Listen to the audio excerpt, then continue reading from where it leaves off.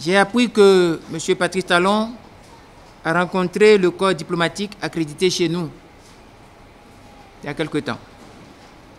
J'ai appris que le contrôle de la couverture médiatique de cette rencontre avec le corps diplomatique était presque hermétique. J'ai appris que plus tard, peut-être, nous aurons un compte-rendu propagandiste de cette manœuvre à la Mobutu ou à la Juche. J'avais immédiatement envisagé de m'entretenir avec vous à ce sujet. Mon urgence était d'éclairer et d'alerter les uns et les autres. Les contraintes de coordination avec les autres composantes de la résistance m'ont imposé un réaménagement de mon calendrier. Mais les derniers développements de l'actualité me recommandent de vous parler. Je sais que la plupart des diplomates et autres présents à la séance de tchatch présidentielle sont nourris de culture et que malgré les canevas géostratégiques de la tradition diplomatique de certains pays, personne, je dis bien personne, ne se fait plus aucune ombre sur la tragédie que fait subir à notre peuple le pouvoir dit de la rupture, le tort psychologique que Patrice Talon assène aux populations béninoises. Je voudrais vous prévenir cependant des pièges sous les appâts fumants que tente de miroiter la dictature rampante du pouvoir dit de la rupture. Personne ne doit se laisser distraire. D'un côté, Patrice Talon est à la recherche d'une légitimité qu'il a érodée pour avoir perdu lamentablement sa parodie électorale du 28 avril 2019.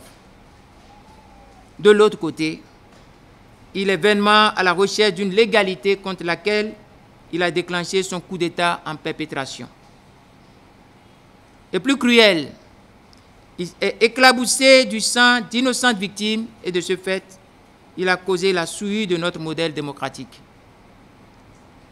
Ces trois faits majeurs, caractéristiques d'un régime dictatorial, ont basculé l'État dans un despotisme archaïque. L'image d'une nation pionnière de la démocratie inscrite dans le préambule de notre Constitution vient d'être ternie.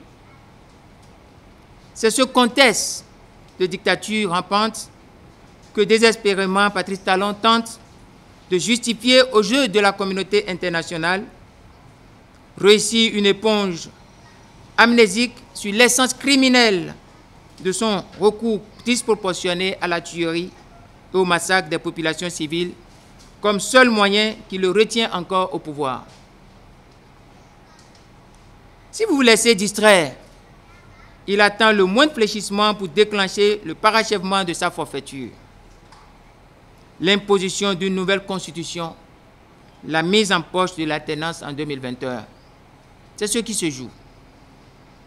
Toutes les dictatures procèdent de la même manière, déclencher des attaques contre la liberté, pour fendre la démocratie et effacer les droits de l'homme. Ensuite, ériger un état de loi scélérate et abject, installer au bout du rouleau un régime de terreur et de purge au moyen de l'instrumentalisation de l'armée et de la justice.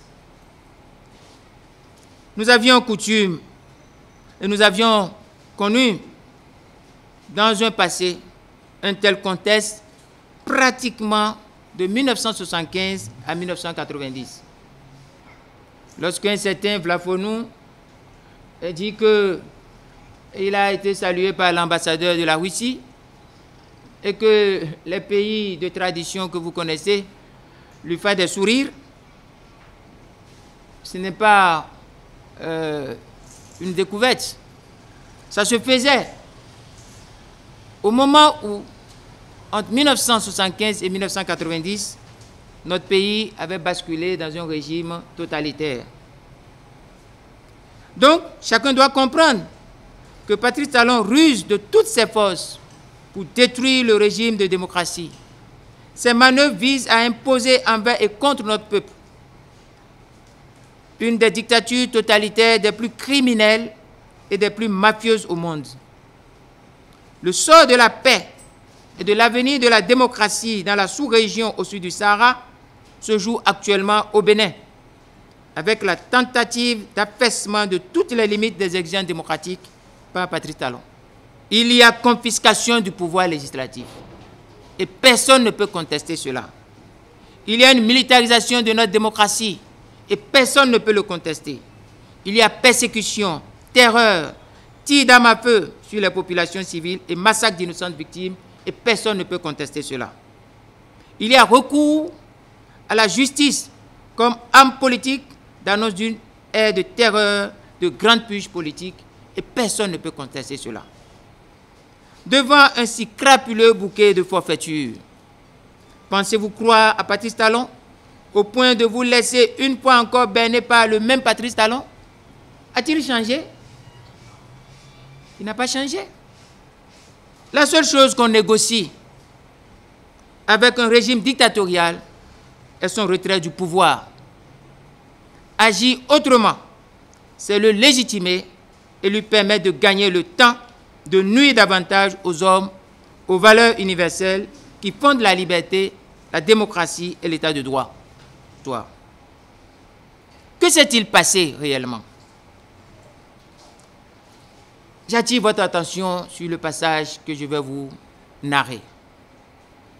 Un des nôtres a proposé à l'occasion des élections présidentielles de 2016 un discours engagé pour la promotion de la démocratie, la protection de l'état de droit et la sauvegarde des acquis de la conférence nationale.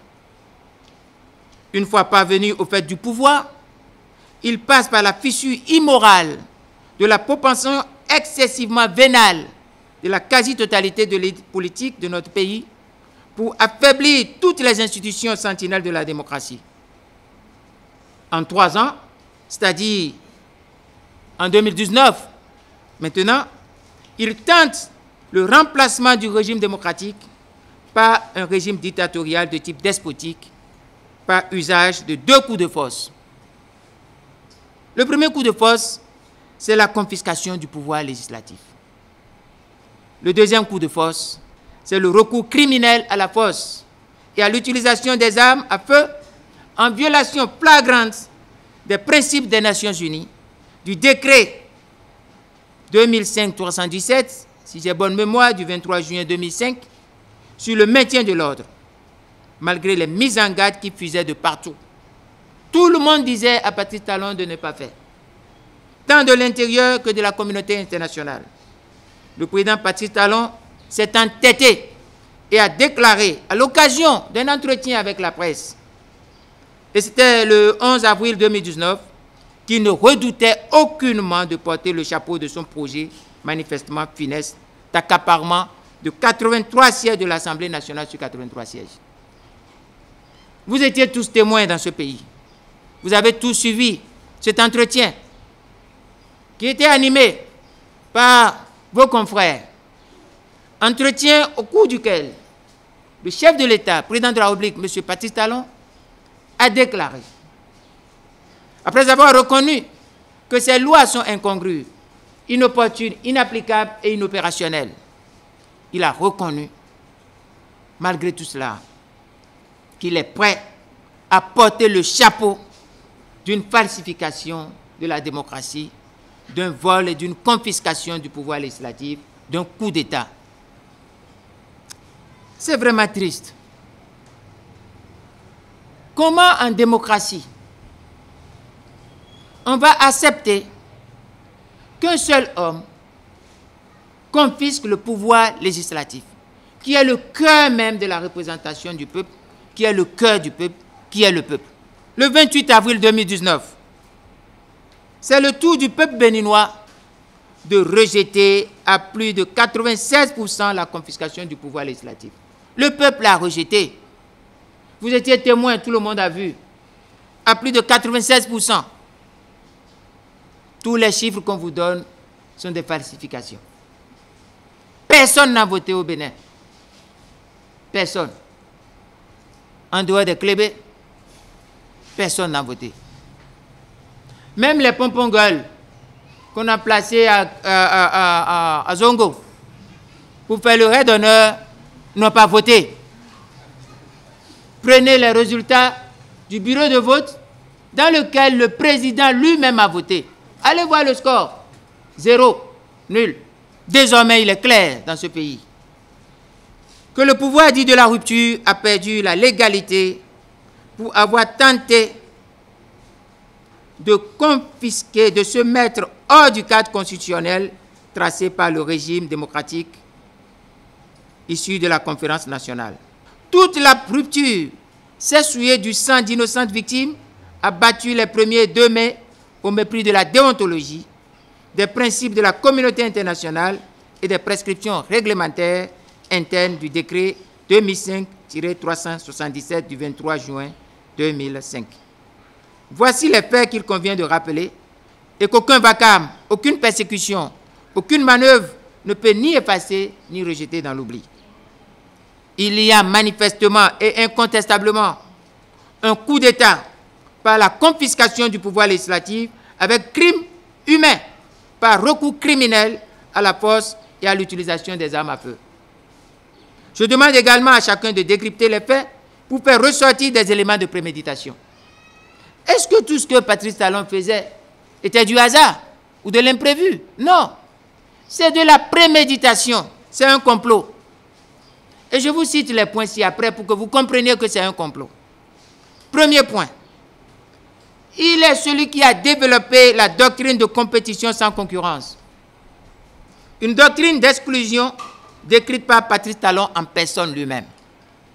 Une doctrine d'élimination des concurrents et de promotion de la médiocrité. Parce qu'il a dit lui-même, vous avez beau être mauvais, si vous n'avez pas de concurrents, vous êtes élu. Notre nation n'est pas une nation de nivellement par le bas. Nous sommes des descendants d'élitistes, des gens qui aiment la perfection, la hauteur. Il y a préméditation à partir de la doctrine que confesse Patrice Talon, sa doctrine de l'alternance, qui tue l'alternance. Deuxième point qui montre que lui, Patrice Talon, il est dans une préméditation. C'est le certificat de conformité, source d'exclusion, instrument de complot d'exclusion, le certificat de conformité. Les 2 personnes qui auraient saisi la Cour constitutionnelle, dont j'étais ici le nom, une dans la région du centre et l'autre dans la région zone sud, est-ce que ces personnes existent effectivement? Est-ce que ces personnes ont d'elles-mêmes décidé de saisir la Cour? Puisque, à écouter parfaitement le ministre Aka Lapia le 14 février, il a dit que c'est pour aider que la Cour constitutionnelle a sorti le certificat de conformité. Comment ces 2 personnes sont-ils entrées dans le dessein de la Cour constitutionnelle pour savoir pourquoi il faut aider ou ne pas aider? Il y a préméditation. Et le certificat de conformité est l'instrument du complot et du crime d'exclusion. Troisième point. Le 11 avril 2019, jour où Patrice Talon a déclaré porter le chapeau des conséquences de son obstination à détruire la base législative de l'ordre constitutionnel du régime démocratique en cours en République du Bénin depuis 1990. Il y a là la conscience de la responsabilité. Il y a la conscience de la responsabilité. Parce qu'on lui a dit, on ne fait pas ça. Et il dit, je vais porter le chapeau. Alors qu'il porte le chapeau, dit en même temps, je suis conscient, je vais porter les responsabilités. Et puis, 4e point d'analyse. Plus de 96% des électeurs rejettent son coup de force de vol du pouvoir législatif, preuve de l'indéfectible attachement du peuple béninois à la démocratie. Lorsque vous sortez d'une élection, que vous perdez, vous vous inclinez. Vous ne pouvez pas perdre les élections et faire du passage en force et vouloir imposer ce que le peuple a rejeté. Ce n'est pas possible. Si vous le faites, c'est que vous êtes un imposteur. Vous êtes un manipulateur. Vous êtes contre le peuple. Et vous ne pouvez pas être contre le peuple. Et puis, 5e élément, la militarisation de la démocratie et l'instauration d'une gouvernance de la terreur et des tueries. Il y a crime de sang. On a tué. On ne peut pas tuer et passer sous silence les tueries. Nous ne pouvons pas avoir une république où on peut tuer impunément, même si on est président de la République. Même au temps de nos rois, chaque décès était justifié au peuple. Nos rois ne pouvaient pas tuer impunément. Personne ne tue impunément. Nous sommes en République. Nous sommes liés par un contrat. Le contrat est en cours. 6e élément. Le 20 mai 2019, Patrice Talon proclame le remplacement de la démocratie par un régime dictatorial de type totalitaire où tous nous faisons le constat que toutes les institutions et tous les pouvoirs sont désormais détenus par lui et lui seul.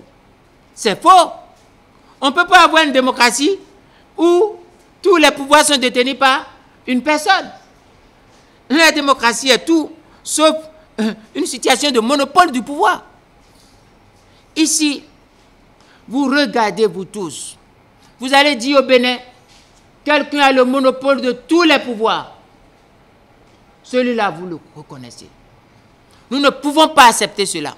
Nous pouvons accepter une république où un seul parmi nous a le monopole de tous les pouvoirs. C'est faux. Je le dis parce que c'est proscrit par la Constitution et c'est proscrit par le préambule de notre Constitution. Les faits, il faut les répéter sous plusieurs coutures. Chaque fois, jusqu'à ce que ça entre dans la tête du peuple et que nous sachions le sens du combat, que nous comprenions le contexte de dictature dans lequel nous sommes et que nous exercions le sens du combat. Si nous comprenons le sens du combat, nous pouvons bien mener le combat. L'objet de la crise actuelle est la résistance contre la perpétration en cours d'un coup d'État qui vise le remplacement de la première démocratie issue de la première conférence nationale pacifique en Afrique par un régime dictatorial et totalitaire. C'est ce qui se joue. On va effacer le régime de démocratie, on va nous installer un régime de terreur. C'est ça ce que vous devez comprendre. Quelle est la solution que je préconise? La solution est toute simple. Et c'est 3 approches. Rétablir l'ordre constitutionnel. Pour rétablir l'ordre constitutionnel, il faut retourner, restituer le pouvoir législatif volé.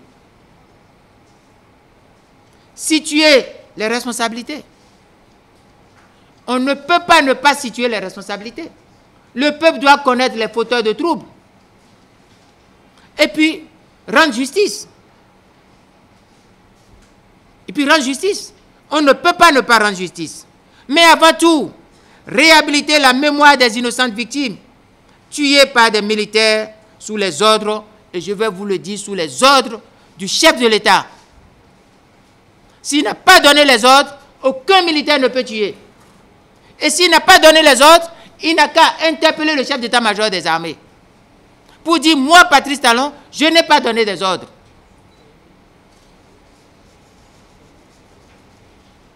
S'il n'a pas donné des ordres, il n'a qu'à interroger le directeur de son cabinet militaire. Ça, c'est clair, nous sommes une république. Parce que je vous dis, et je le dirai chaque fois que je serai devant vous, aucun militaire ne peut sortir des casernes sans l'ordre de son supérieur. Patrice Talon et le pouvoir dit de la rupture doivent restituer le pouvoir législatif.